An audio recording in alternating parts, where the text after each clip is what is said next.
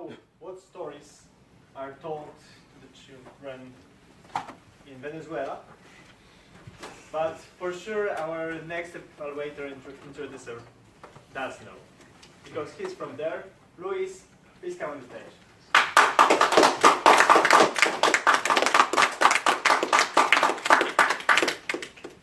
Thank you very much, dear Toastmasters, fellow members, most welcome guests, and everybody watching us live right here, right now, over there. My name is Luis Plazas, and I have the honor to introduce one of the most advanced speakers of our club, Mr. Mohammed Zan Ul Abidin. Did I pronounce it right? Perfect.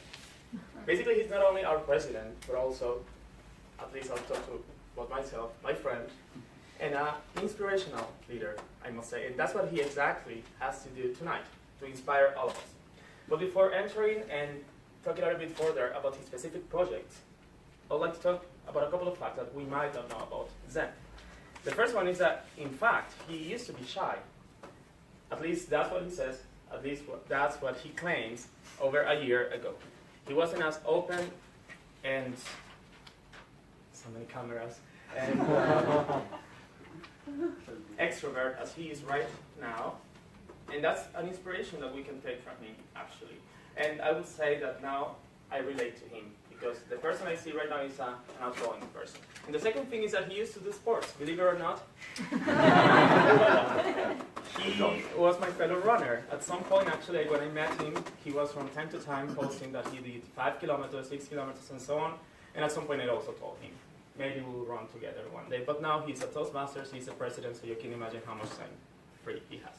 Now, talking about his project, he has to inspire us. He'll deliver the second assignment of his specialty speeches manual. Basically, he has to uplift our spirit. How will he do that? To speak, he will be speaking in between 8 to 10 minutes. He will be trying to somehow move us towards his viewpoint, and he'll be doing that by delivering, of course, some inspirational anecdotes and some inspirational quotes. So he has to distinguish between inspiration, an inspirational speech, and any other kind of speeches that we might have heard of. So pay attention to that, and by the end of his project, are we inspired? That's what we have to ask ourselves. So without further ado, Mr. Mohammed Zan Ul Abidin. Public speaking is therapy.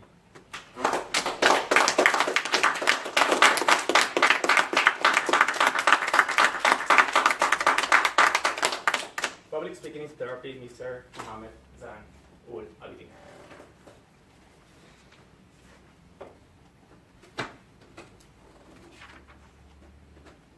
Raise your hand if you are a Toastmasters member.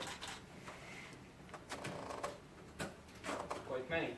Raise your hand if you joined or are here today to better your public speaking skills, to improve your public speaking skills. Still quite many people. Raise your hand if you are tired of raising your hands. Good, because I'm going to do it quite often in this speech. Most of you are here to improve your public speaking. Some of you are here for much longer than I am. 3 years, if I'm not wrong, for Marek, for Tatiana, for Stan even. I have a question. Can you tell me what you should consider when you're preparing a speech? What is the most important thing, one thing, in your opinion? Message. How much time I have to prepare? Anything else? Anything else? Audience. The audience? Good point. That's what I wanted to get at. So the audience, thank you for mentioning that. The audience is very important. If you go and read our competent communication manual, or actually any kind of public speaking instructions or education material, one thing they always say is keep in mind your audience. You have to know your audience. You have to appeal to them. But a couple of weeks back, I was doing some research for my speech, and I came across a blog by a fellow experienced Toastmaster. His name is John Zimmer. It's called Manner of Speaking, and he writes a lot about public speaking in general. And one thing he wrote, that public speaking is therapy if you do it right. And if you don't feel like if it is true, then you are not doing it right. And I thought to myself, that sounds a bit selfish, no? Like, I'm going to come on stage, I'm going to talk about something so that I feel better myself. What about the audience? Where they come into it? Where are they in this picture? Isn't it something completely against what we learn? How could this be true? And that led me to think about all the speeches that I have given on this stage. And I have given a lot. Some of you complain about that. And I started to think where I spoke because I wanted to speak about that topic, and I actually didn't care much about who the audience was on that day. And there have been such speeches. I mean, I talked about dating and my troubles with that. I complained that I cannot find a girlfriend. I also said that I found my girlfriend and she is the love of my life. I said everything here in open in front of everyone. But there is one speech I still remember. It was my 5th project from Competent Communicator, which is about body language speak. It was last year in October. Very few people were here on that day because it was raining hard. It was extremely bad weather. Maybe like 12, 13 people. But some of those are here in the audience. The best ones. I, on that day, tried something completely new, completely outside my comfort, something that I had wanted to try for a long time, and I finally did it. I did some spoken word poetry. I have never done it since then, because I don't think it went very well, but one of the more stronger reasons why I didn't do it was that it is so personal. On that day, what I said was some of those thoughts that I don't usually share even with my friends. But I came on stage, and I did that speech, and I shared it with everyone that was present. When I went home, I had 2 feelings. One, I felt good. Second, what the hell did I just do? And since then, I have never been able to express my feelings to that level, but I know that the feeling that I got after doing it was something that I liked. But this is about my speeches. What about the other speeches that I've heard in this our club? Must have heard about 300 speeches so far. And instantly when I think about which of the speeches I remember, for example, Stan's speech when he talked about his illness, about Kasha's speech when she was talking about her mother. I remember Tatiana's table topics when she was talking about the girl that used to write. I remember Marek's speech when he talked about the 9/11 and how he felt about that. And during all those speeches, I think there is one thing in common, because all those speakers did have a message, they have a point, they had a point, they wanted to say something which was applicable to all the audience. But at the same time, I strongly feel that they did it also a bit for themselves, because they wanted to share what they really felt. They put their soul out and they shared. And when Marek shared his experience of how he felt about 9/11, I was sitting right here. I was the timer. I remember thinking about how I felt when there were terrorist attacks in Pakistan, and I had the same exact feeling. I could relate so much to his experience that I couldn't believe it. Although we come from a totally different part of the world, totally different kind of incidents that we were talking about. But I feel the reason it worked was because Marek was honest. He shared his true feelings. I remember because it was his improvised speech, so he was not supposed to prepare it. That makes me feel that what he said on the stage actually was more or less how he felt about it.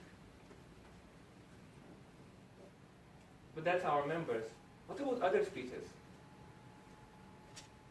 Oh yeah, one speech that I almost always come to my mind when I think in general about public speaking is the one that Steve Jobs gave in 2005 at the commencement address at Stanford.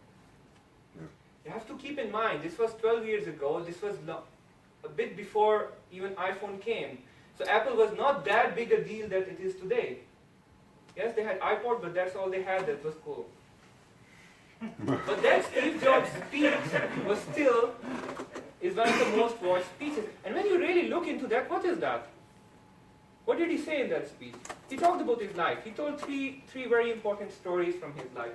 Number one, that he was an adopted child and that he felt abandoned by his biological parents. And that influenced his life. Something very intimate and personal. The second, when he left Apple. Not left, actually. He was kicked out. Why and how that happened, and what he learned from that.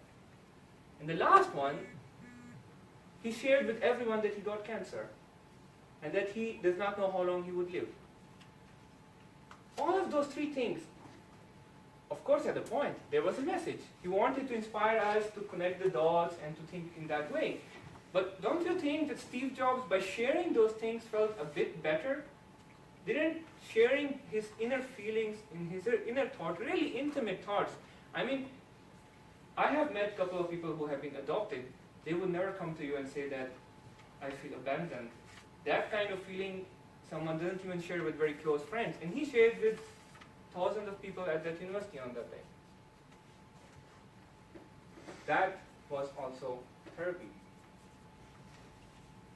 So when I think about all these speeches that I have given, that of course people in this club have given, many people have done on bigger stages, and all of them were kind of therapeutic to themselves, then isn't public speaking kind of therapy for us? This John Zimmer that wrote this in his blog, he was basically talking about Jim Carrey.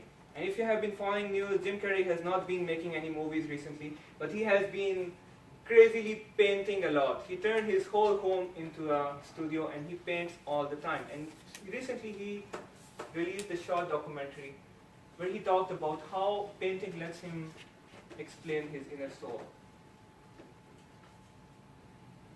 And that's how John Zimmer connected public speaking to him. That when we come on stage, we also share a part of ourselves.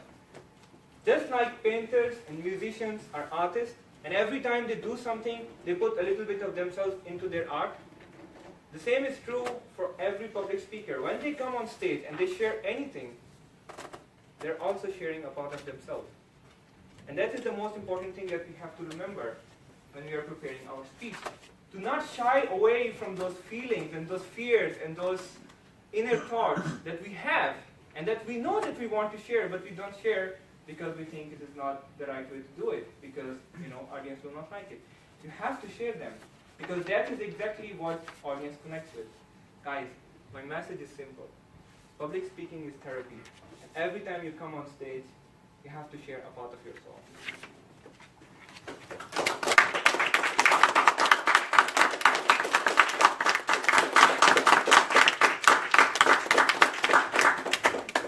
Thank you, Zen.